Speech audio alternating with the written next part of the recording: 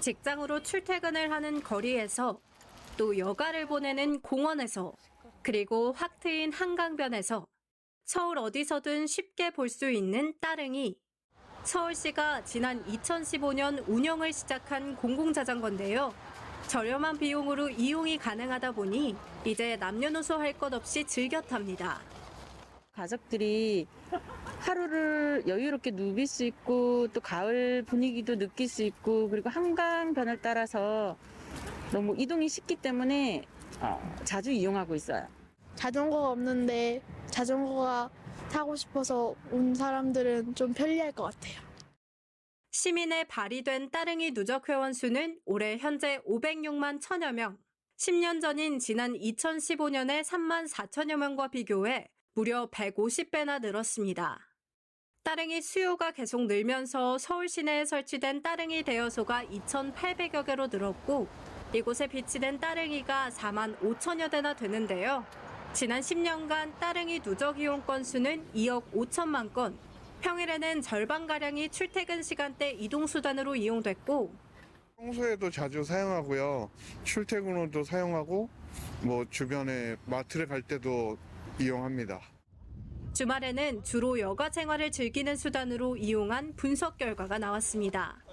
집에 있는 자전거를 여기까지 갖고 오는 거는 번거로운데 길에 있는 따릉이를 가족들이랑 타니까 재밌고 편리해요. 이곳은 따릉이 자전거 대여소가 있는 서울숲 관리사무소 앞인데요.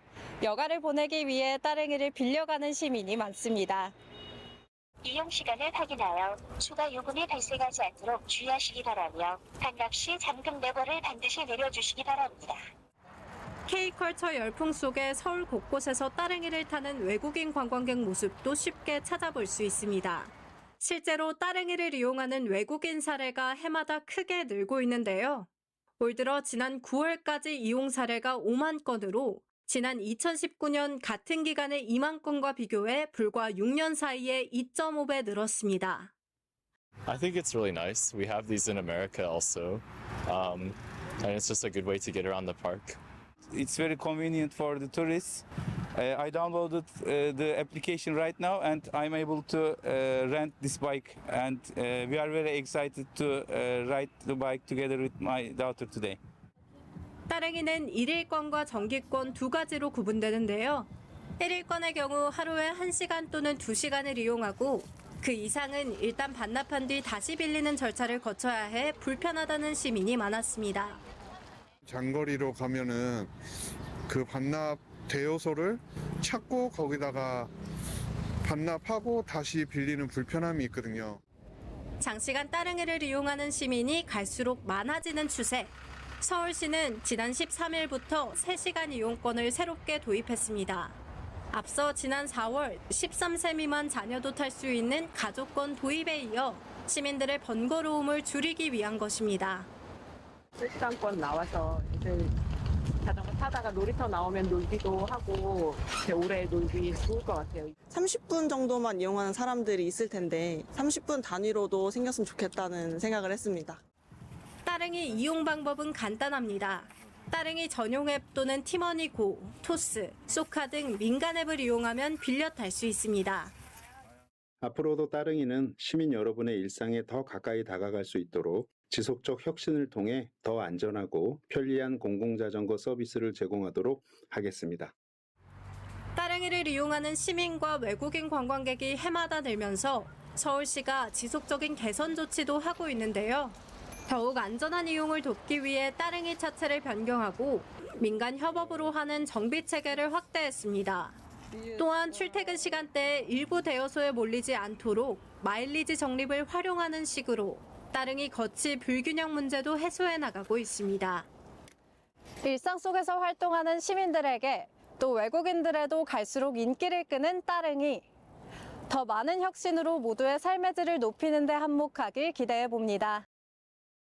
1984년 설치된 붉은 우체통입니다. 40년 동안 시민들의 수많은 사연과 소식을 전해왔습니다.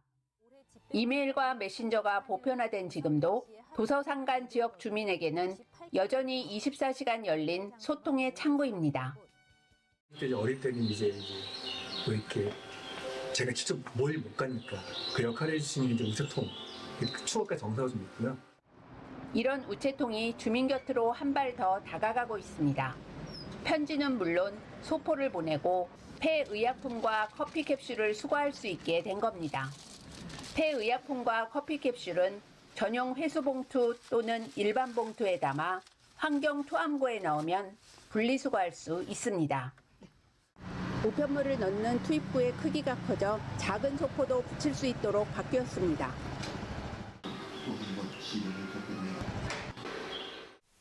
소포는 가로 60cm 이하 우체국 2호 상자 정도의 크기까지 보낼 수 있는데 휴대폰으로 간단히 발송 정보를 등록하면 쉽게 이용할 수 있습니다.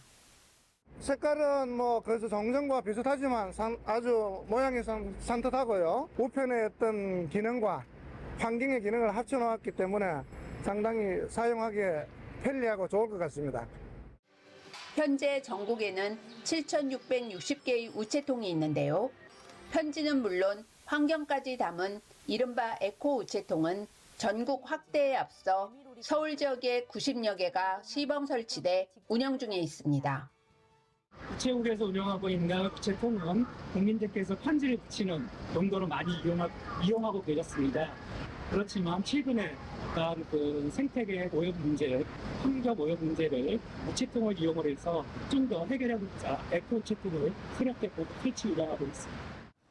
집배원은 가정을 방문해 PDA 앱으로 주민의 주거와 건강 상태 등을 확인합니다.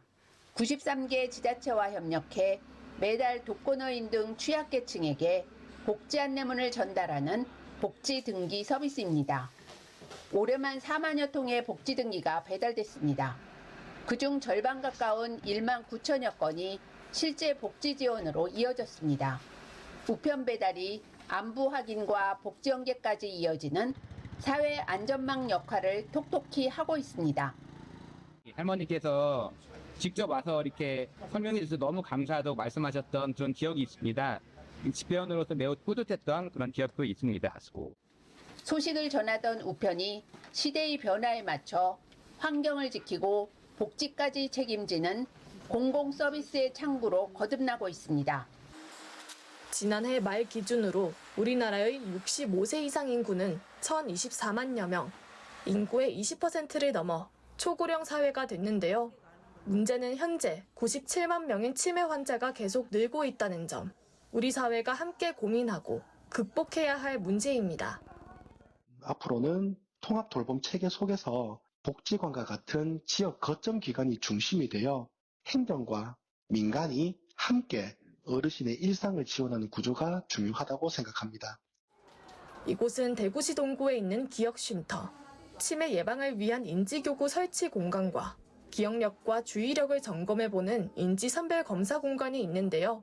이곳을 찾은 어르신이 인지 능력을 알아봅니다. 치매 환자들을 위한 여러 프로그램도 지원하고 있고 치매 가족이 치매 환자가 될 수 있다는 확률이 높다고 하니 동구 기억쉼터 같은 곳을 많이 이용해 구슬 퍼즐인 퍼즐리아를 즐기는 어르신들. 머리를 쓰면서 치매 예방에 도움을 받습니다. 치매 예방에 많은 도움이 되리라고 생각하고 매일 옵니다. 인지 능력을 키우는데 도움이 되는 칠교놀이도 하는데요. 도안이나 카드에 있는 동물 등의 모양을 7조각으로 만들면 됩니다. 우리 집사람이 집에서 지내는 우울하고 말도 잘 안 하고 이랬는데 여기에 먼저 가자고 먼저 나서고 여기 오는 걸 굉장히 좋아합니다. 다양한 보드게임도 할 수 있는데요. 기억력 향상에 도움을 주는 쌍쌍게임.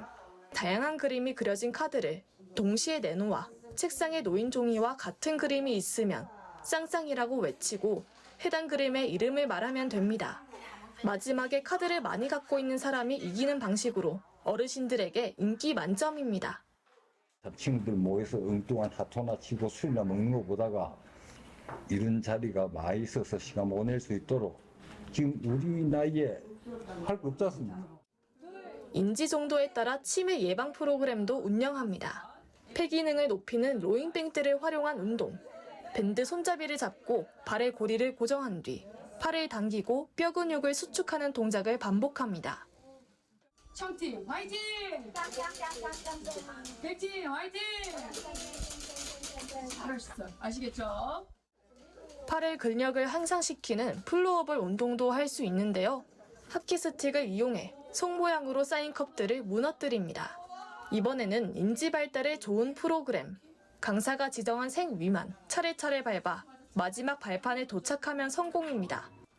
집에 있으면 혼자 있으면 그렇고 여럿이 와서 운동하는 그게 너무 좋아요. 그리고 친구들 여럿이 이야기하고 그래 시간 가는 줄 모르고 좀 외로움을 좀 덜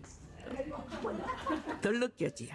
제가 체력 향상을 수업을 하러 왔지만 저에게 더 큰 보람을 기쁨을 주는 시간이었던 것 같습니다. 잘 따라하지 못하는 어르신들을 도와드리는 봉사자도 뿌듯한 보람을 느낍니다. 제 친정 어머니가 경증 치매를 앓고 계신데 여기 인지 재활 프로그램이나 강화 프로그램에서 알게 된 여러 가지 활동들을 집에 가서 어머니랑 같이 하면서 많은 시간을 보내고 있습니다. 인지 자극을 통해 어르신들의 기억력과 사고력을 유지 향상시키는 데 도움을 드리고 있습니다. 심리적 부담을 완화하고 사회적 고립을 예방하는 데 큰 도움이 되고 있습니다. 체험을 마친 어르신들의 안전을 위해 송영 차량도 운영하는데요. 이곳 기억쉼터를 이용하는 어르신은 한 달 평균 500명이나 되는 상황. 전화로 사전 예약하면 평일에만 이용 가능합니다. 우리나라도 초고령화 사회에 진입하면서 노인 문제 해결이 국가적 정책 과제로 떠올랐는데요. 안정된 노후 생활의 보탬이 되는 복지 지원 공간과 프로그램이 더욱 다양하게 확대되길 기대해 봅니다.